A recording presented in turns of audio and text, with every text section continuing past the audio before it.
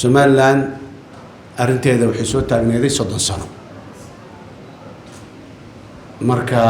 de hawl 30 sano tiilay ma sahlana in hal subax lagu soo koobo lagu soo dhameeyo ma sahlana waa koow dadkii waxaas ay ka dhaxeeyeen 30 sano ka hor dhibkii dhacay ilaa ay maanta isaga imaan waaye ee xalli waayeen anoo nin kala diyaaradiisa saarnaan tag ahaan soo xallinaan aydan xaaji suurtagelaysa maaha ma garanaayo cidda oo kula talisay muxuu ahaay madaxweynaha arrintaas kula talisay ma aqaan laakiin de sida oo halkan laga sheegay ragga madaxweynaha talada siiyo oo la taliyaashiisa ah yaaba afkaartooda ay muxuu ahaay banaanka taalaayo meel walba ka sheegabo khaa'iniin ay ahaayeen dalkay kala gooyeen in la ciqaabo oo maxkamad la saaro waaye mid yiraaho dhibkii dhacay iyo wixii dadkaas ku dhacay maalintii dhacayeen saxay ahaydba in sidaas la yeelay ahayd yiraa iyo dad waa dadka madaxweynaha dhinacyaha ka fadhiyo oo la taliyo oo warka u sheego oo waaye aragnimada uu ka qaato oo maxaan ku radaa caqliga oo u doonto hadda waxaan u maleynaa intaas dadka Soomaaliyeed inay wax fahmi karaan dadkaas Soomaaliyeed ee dhulkaas degan laba qabiilo isdirirtay lama ahayn maxaan ku iraahdaa lama ahayn reer ku duulay iyo deegaan ku duulay lama ahayn dawlad dadkeedii iyo dalkii qaybo ka mid ah inta qaadatay xasuuqday ayay ahayd dabcan marar badanna waa la wada sheegay dawladdaasi dalka oo dhan iyo dadka oo dhan dhibaato u geysatay laakiin waa si kala duwan tahay meelan meeshaas ahayn oo dalkan oo diyaarada lagu duqeeyay ma jirin meelan meeshaas ahayn oo magaalooyin dhan dhulka la dhigay oo la xaaqay oo laga dhigay ma jirin meelan meeshaas ahayn oo dadku ay maxaan ku iraahdaa xawaalo wadareed iyo maalin walba la soo qodo la arkayo dalka qaybiska halkan waa jireen dad badan oo Soomaaliyeed kuwa dawladdu ceelasha u sameysay iyo baraagta kuwa maxaan ku iraahdaa falfal xumo iyo muxuu ahay magaciisa lagu rakacay kuwa akhyaartoodii iyo odayaashoodii la dilay kuwa maxaan ku iraahdaa si oo yaani aan fiicneen loola dhaqmo waa badnaan laakiin wixii ka dhacay waqooyiga Soomaaliya waxay ahayday wax budabar u tumanay ahayd oo xaajo gooni ahayd marka waxaan aad iyo aad u garawsanahay inay mudan tahay si gooniya in loola macaamilo si gooni loola macaamilo aan midowno aan isku darsanno aan hal dal noqono waa wax ugu fiican oo aan jecelnahay ilaahay idinkiis waa qaba anaa qabo dadka intiisa badanaa qabo laakiin midnimadaasi siday ku imaan kartaa la rabaa caqli iyo wanaag iyo niyad samaan iyo walaalow ay ku imaan kartaa dagaalkaas iyo xumaantaas dhacday 30 sano ka hor kadib wax weyn oo hadda koonfur iyo waqooyi kala gaaray ma jirin laakiin tiyaa wilna waad arkaysay baryahan oo dhan markii madaxweynaheena ra'iisul wasaaraha Itoobiya geynaya meeshii la yiri wixii ka dhashay يعني داوعيدي iyo boogtii dib inay u xogantay oo dib looga dhiijiyay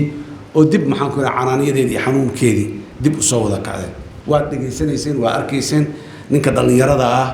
ee baryahan oo dhan maxaa hadaladiisa la hadal hayay ee dhahay reerkeena aniga kaliya ka nool anigu cunug yar oo cararayaana muxuu ahay reerkii oo dhan la laayay oo la dilay oo maxaan ku yiraahdaa ay diyaarada inta naga daba timid ayna wada duqeysay ani kaligay adeerka isoo kuriyay anaa nool walaal markaan arko wiil hooyadiis hooyo ay leedahayna waa xumaada markaan arko nin walaalkii oo walaal leeyahay garab taagayahayna waa xumaada marka waxaasi waa dhaceen hadda wiilkaasi waalidkiis iyo walaalihiis ma soo noqonayaan laakiin si uu uga qanci karo uga daawoobi karo oo qalbigiisu nadiif u ahaa karo oo tabashadaasi ay u baabi'i karto u daawoobi karto oo u cafi karo waxaas dhacay uga imaan karo oo wax ka wanaagsan wixii dhacay inta uu arko oo uu qanci karo uga gudbi kara la rabaa lama iloobi karo wixii dhacay waa ka hor noqda lama igo laakiin waa la cafi karaa waa laga gudbi karaa go'aana lagu gaari karaa in maxaan karo laakiin wixii dhacay wax ka fiican waa qofka inuu arko oo si uu go'aan u gaaro taariikhdaas hore inuu inta iska gooyo iska reebo maxaan karo midan cusub ee hadda socota oo la jaan qaado marka waxaan leeyahay madaxweynuhu garawshihii Soomaaliland uu ka dhiibayna bilow fiicanayd waa fiicneed laakiin ma dhammaystirnayn gadaalna wuxuu uga cadfay oo gadaal uga xirane ma fiicnayn dadkaas ayagaa la laayay ayagaa la xasuuqay ayagaa la waxay cidda ay cudurdaar u bixinayaan wax dee uun la fahmi kara maaha waa waxyaabaha oo madaxweynuhu ay fiicnaan lahayd inuu sharaxaad ka bixiyo cidda ay cudurdaar ilaan beel la dirirta ma ahayn oo reer hebelow annagoo idin cudur daaranay adikana noo cudur daarta la leeyahay ma ahayn marka cidday u cudur daaranayaan ayadana waa fiicnaan lahayd si loo ogaado madaxweynuhu ka bixiyo dadkaasi hal statement oo meel laga sheegay kuma daawoobayaan horeyaa loo soo sheegay annaga dhammaan dhaanay raalli ahaada waa ka xunnaa waa ka cudur daaranayna kuma ayan daawoobin kuma filnayn marka wax ka weyn isi ka mug weyn isi ka qaab weyn ay u baahan tahay wixii maxaan ku iyo waayaheeda u baahan tahay iyo muxuu ahaay qaabkeeda loo marka taas waxaan qabaa arrintaas arrin xoogaa magaca jamhuuriyadda federaalka ee Soomaaliya iyo gaar ahaan dawladda maanta jirtaaba xoogaa ka sibqatay noqotay meel haddaadan aadan ka uga raay karin loogama daraa la yiraahdo boogihii haddii aadan dhayi karin oo daaweyn karin oo bogsiin karin inaad dandanqisood maxaan ku irahdaay jukayso waa laga fiican yahay leenahay markaa walaalahaasi hawshooda waa Soomaaliya oo dhan iyo mas'uuliyiinta mustaqbalka iyo intii timaado dhamay u taala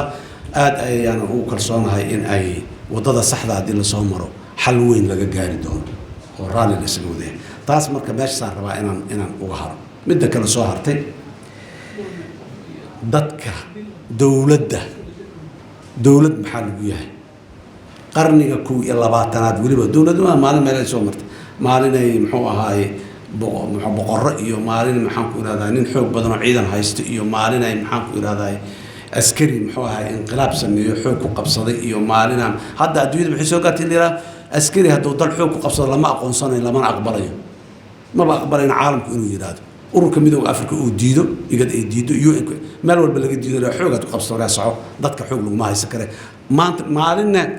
kontar iyo dhowrka dawladda Afrika joogto intooda badan askara ka talin jirtay marka waayuhu waa socdaan haddaad ka gaabiso waa sideedo kale madaxweynuhu marar badan wuxuu ku celceliyaa waxaan xuduudaha dalkan soo xirin